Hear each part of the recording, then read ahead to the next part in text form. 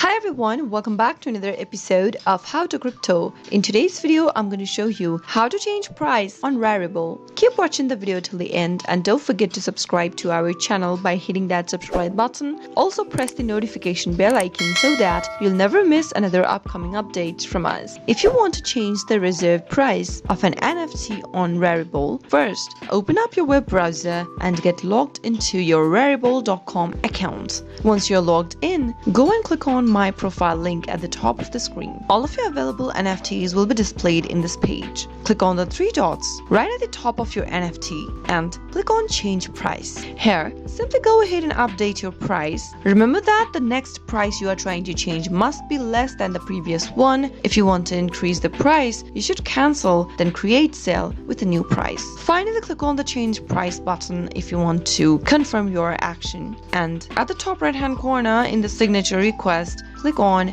the sign button, and that is how you can easily change the price of an NFT on Rarible.com. That is how it is done. I hope you found the video to be helpful. If you did, go ahead and give us a thumbs up. I'll be back soon with more tutorial videos like this. Thanks for watching.